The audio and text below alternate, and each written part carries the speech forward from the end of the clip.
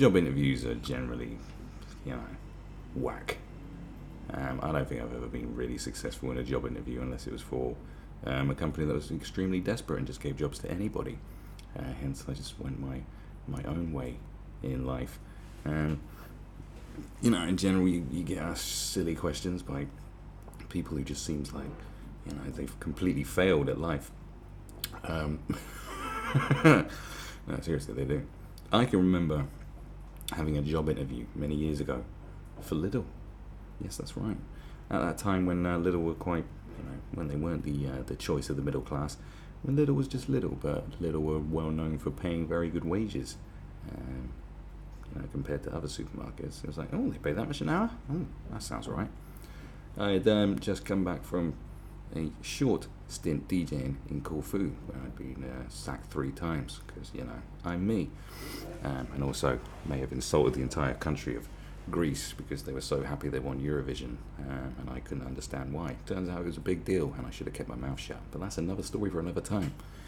And I remember the person at Lidl saying to me, saying, well, you know, because before then I'd been at college and I'd been in a cleaning job, basically working for my dad, environmental cleaning firm. And they said, oh, well, it seems here you had this steady job for a few years, and then you decided to go to Greece. You see, this is when I learned you should lie in CVs. And you decided to go to Greece to DJ. Saying, why did you decide to leave a very steady employment and do that? I was like, because I'm 22. That's why. You know, I'm 22. Don't know what to tell you. I'm 22. You know, it wasn't like I was working my way up in a I don't know, to be a stockbroker or something like that, working up the ranks of stockbrokering. It wasn't like I was on the path to glory working, you know, doing office cleaning for my dad. I think you should have known that was never going to be a permanent gig for me, hence why I went to DJ in Corfu when I got given the opportunity. But this completely baffled the person at Lidl, and they didn't give me the job. Yes, I got turned down. Stacking shelves at Lidl in my early 20s. Fascinating, isn't it? So that's the kind of level. I think the last proper job interview I went for, he just started, it was just doing it's an office job, doing a bit of sales and, you know, marketing and stuff. And he started saying all these terms that I didn't understand, because I just never bothered with terms. And I was like, what are you on about, mate? And just looking at me like, as if they thought their company was so great, that, you know, I should be grateful to work for them. I was like, no, it's just a job, my friend. It's just a job. Constantly get that with job interviews. And interviewers are just, you know, I've just never liked them, man. So, but this is an interesting take on the whole thing of how we can change the job market and being interviewed. We know life is a game of chance, so why not draw lots to see who gets the job? That's right. They're talking about drawing straws for job positions, which is an interesting take on the whole thing. Kind of like a lunatic suggestion by your lunatic boss who thinks he's a bit of a maverick. I've worked for a few people who thought they were mavericks, but were not. This is the kind of thing that they probably come up with after having one of their pointless meetings in the morning. Remove human bias from the interview process and the world might start to become a fairer place. Now, there is a lot of prejudices and biases that is detrimental to the job market. This is 100% true. You know, this is why you can't really force equality of outcome and stuff, because you can't really eradicate all prejudices, because there's so many different prejudices out there of people that you don't know where to start. I mean, from ageism to, you know, forget about race and religion and sexuality. There's loads of them. You're talking about regional, with accents, you know, the look, my hair, you know what I mean? Your sense of humor. So many things. That's why they'll ask you silly questions. I remember getting asked a question going, describe yourself in 3 words. And I just went, crazy, sexy, cool. You know, it's the title of TLC. You know, massive TLC album from the early 90s. Great album too. And she just laughed. Didn't get that job. It was like, describe yourself in 3 words. It's like, what? But do you know what I mean? It's like, I'm an honest person and saying, I don't know, complicated, aggressive, and an amazing lover. I know that's 4, but you know, sort of I think if you hyphenate the amazing lover thing, it becomes 1. It's just silly. There's so many prejudices. Ageism is a problem. We have in the UK. We have an aging workforce, so more older people, you know, need to be employed. And the government departments have been trying to create initiatives to enable this to happen. I don't know what the success rate has been, but it was. I was working on market research for it a few years ago, so you know they were thinking about it. Whether they've implemented it or not, who knows? The sweaty palms, the swatting, the tricky questions that prompt your heart to plummet. Job interviews are no one's idea of a good time. The other side of the equation is hardly fun either. Days out of a busy schedule spent interviewing candidates, some of whom you know within a couple of minutes you would never offer a job. That's right, prejudices. Interviews are time-consuming for all involved, but we persist in doing them because recruitment decisions are some of the most important we take in the workplace. And it follows we should invest time and energy into a robust recruitment process. Right. Well, even just getting in for a job interview is hard enough because they now have technology that just scans the CV for the things that they want. And most places, if you apply for a job, the gatekeepers are actually a recruitment agency. Everything's been outsourced. There's so many middlemen involved in the job market that it's sickening, to be honest with you. Like, to even get into an interview is difficult. You know, this is why I was like, fuck it. Wrong. It is long established that unstructured interviews are a notoriously unreliable way of selecting the best people for the job. This is perhaps unsurprising when you consider the limited overlap between skills needed to ace an interview and perform well day to day in a job or on a university course. And how many of us can honestly say we have been 100% truthful in a job interview? I think you'd be stupid to be truthful in a job interview. I think that is the number 1 rule. Don't be stupid. Okay. Experimental studies show how unreliable interviews are at accurately predicting someone's capabilities. You don't say. This is born out of the rare occasions it gets tested in the real world. In the late 1970s, there was a doctor shortage in Texas, and politicians instructed the state medical school to increase its admissions after it had already selected 150 applicants after interview. So it took another 50 candidates who had reached the interview stage and been rejected. Even though many of the stronger rejected candidates had already been snapped up by the other medical schools, researchers found that these 50 students performed just as well as the original crop. Once the candidates got through the on-paper sift, they might as well have been drawn out of a hat. I mean, this is one very small case study. It's not a lot of people, and it's very specific, you know what I mean? I mean, this is a different sort of... And it's a different, you know, there's many different sectors. There's many different nuances to that, to use that as a good example, to be honest with you, like as concrete, as like, well, look at this, you might as well pull it out of the hat. But at the same time, it's, you know, I think the prejudices of when you walk into a job interview do outweigh what you can offer a company, I think. You know, because people are assholes. This is a general rule, you know, people are assholes, and you should expect no different from a job interview. Think about it like this. Think about talent scouts in football, or think about casting directors in, you know, in the many industries of acting. You know, their specific role is to spot the talent, and they go, yeah, that will fit in, that will work. Blah, blah, blah, blah, blah. Do you really get that with job interviews when it's the boss? No. And even people who work for recruitment agencies are no experts. They're just idiots who've got a job, luckily. Not only are interviews a generally bad way to spot talent, they are terrible at smuggling in bias. There are obvious implicit biases, sexism, racism, ageism, class discrimination, but others also exist. There's so many. This is the thing.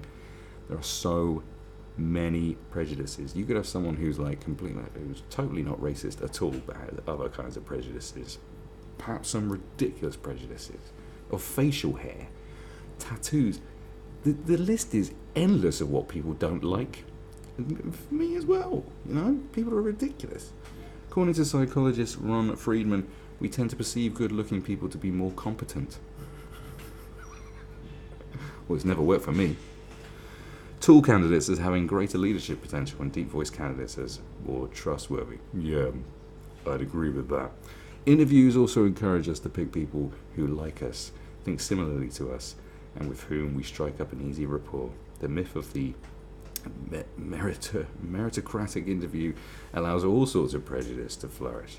These days, huge effort goes into trying to unpick these biases in interviews. Vast sums are spent on unconscious bias training, which is just ridiculous. You can't unwire that kind of stuff, like with that kind of silly training. That's just more of a PR thing than anything. But the evidence as to its effectiveness is mixed at best. Well, there you go, I said it. It turns out training a person's subconscious to think differently isn't as easy as a half-day course. You think? It's a publicity stunt. That's why they did it at Starbucks and so forth. It's just PR. It's just PR. There's no care behind it. It's PR. PR gone mad. This is why it's no substitute for breaking down the structures that allow these biases to fester. For example, managers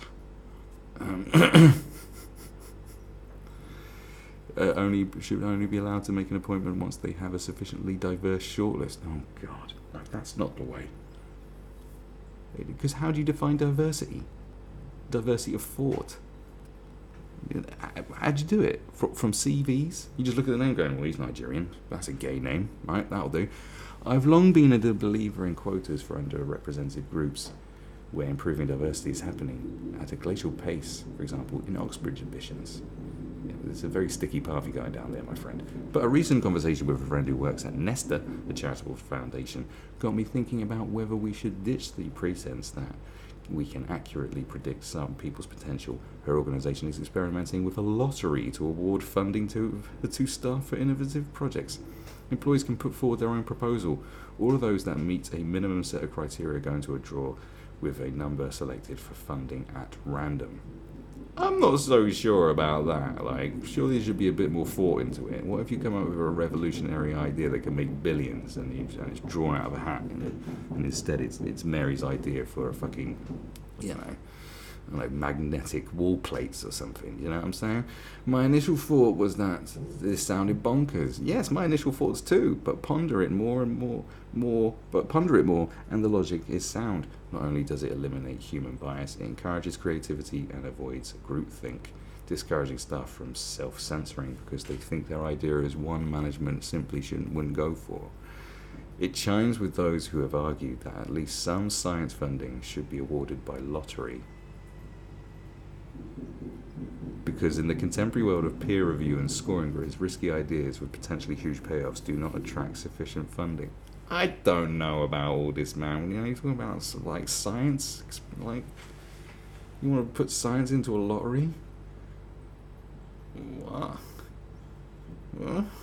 Random select, but you can put it into a lottery, but they're going to select, it can be manipulated anyway, what goes into the hat. That doesn't eradicate any prejudice, because it says here, if it meets a certain criteria, then it can go into the hat. What criteria? Do you know what I mean? Like Dave from HR did it. Well, we fucking hate him. It's not going in. Do you know what I mean? I just don't think this is going to work.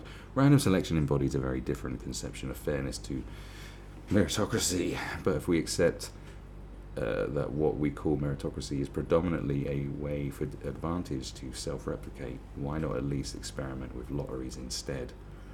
Big graduate recruiters or Oxbridge courses could set on paper entry criteria, select candidates who meet them at random, and test whether there are any differences with candidates selected by interview.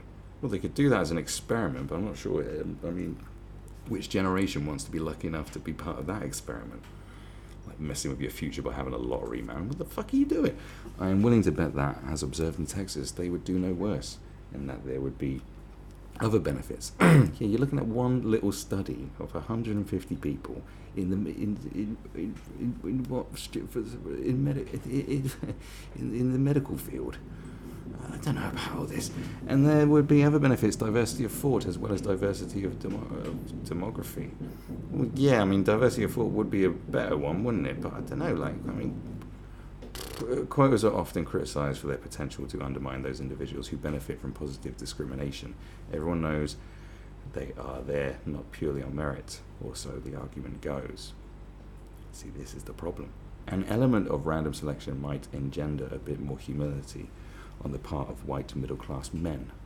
Oh, God, be quiet, would you? I knew you'd have to go down that path at one point. It goes alongside being honest that meritocracy is a convenient mask for privilege. Is it?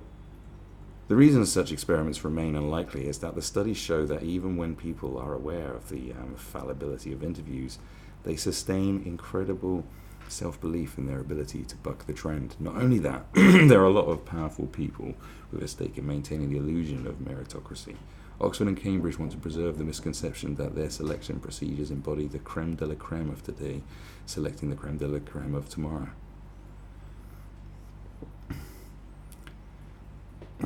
I think it even looked at like their admissions when they were saying, oh, that there's underrepresentation of black people was actually I swear it was overrepresented when you actually look at the demographics of the entire country.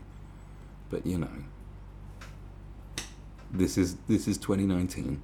But if you find yourself bulking at random selection, ask yourself this: have you ever formed a first impression that was wrong? Yeah, constantly, but I do it deliberately. I like people to think of me as one way and then surprise them later. It's my good thing. It might go against the grain, but making more liberal use of lotteries might produce not just a fairer, but a better and more diverse world. Sonia Sodha is an observer columnist. Well, of course she is. Well, all right, Sonia, maybe we should randomly select when you get to write an article. Randomly select the subject.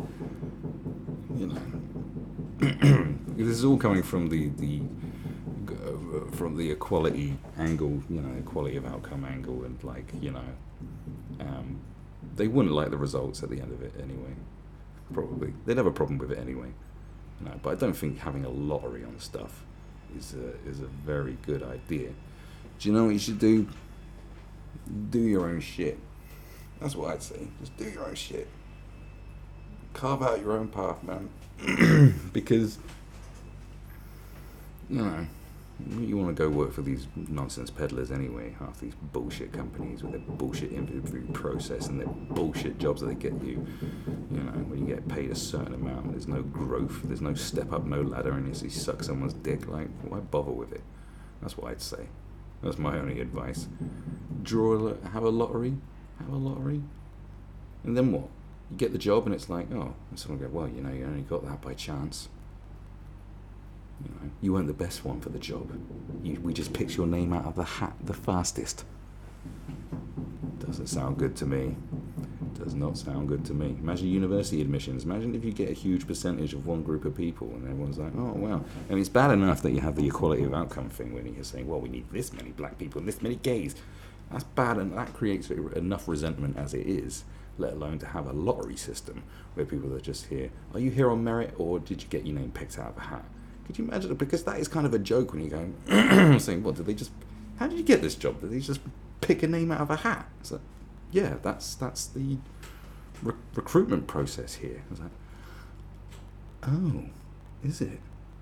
That's not very good. Think again about that one, I would.